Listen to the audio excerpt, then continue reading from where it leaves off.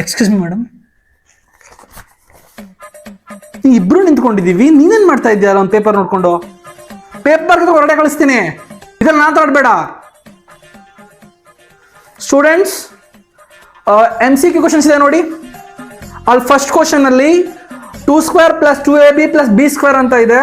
ಅದರಲ್ಲಿ option ABCD and E ಇದೆ.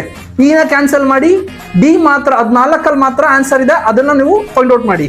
And then section D, ಶರತ್ ಯಾರಿಗೆ ಹೇಳ್ತಾ ಇರೋದು? ಸೆಕ್ಷನ್ ಡಿ ಅಲ್ಲಿ 5th ಕ್ವಶನ್ ನೋಡಿ, ಫೈಂಡ್ ದ ರೇಡಿಯಂ ಅಂತ ಇದೆ, ರೇಡಿಯಸ್ ಮಾಡ್ಕೊಳ್ಳಿ. ಏನೋ ಡೌಟ್ಸ್ ಇದೆಯಾ? ನಿಂದು ಒಂದು ಪೇಪರ್ ಜೊತೆಗೆ ಇದ್ರೆ ಕರೆಕ್ಷನ್ ಆಗಲ್ಲ, ಅರ್ಥ ಆಗ್ತಾ ಇದೆಯಾ? ಇಬ್ಬರಿದ್ದೀವಿ ಇಲ್ಲಿ. ಒಂದ್ ಸೆಕೆಂಡ್ ನಾನು ಏನೇನು ರಿವಿಷನ್ ಕೊಟ್ಟಿದ್ದೀನಿ ಅದೇ ಬಂದಿದೆ. ಎಲ್ಲದಕ್ಕೂ ಎಲ್ಲರೂ ಕರೆಕ್ಟಾಗಿ ಆನ್ಸರ್ ಮಾಡಬೇಕು, ಔಟ್ ಆಫ್ ಔಟ್ ತಗೋಬೇಕು ನನ್ನ ಸಬ್ಜೆಕ್ಟ್ ಅಲ್ಲಿ. ಓಕೆನಾ?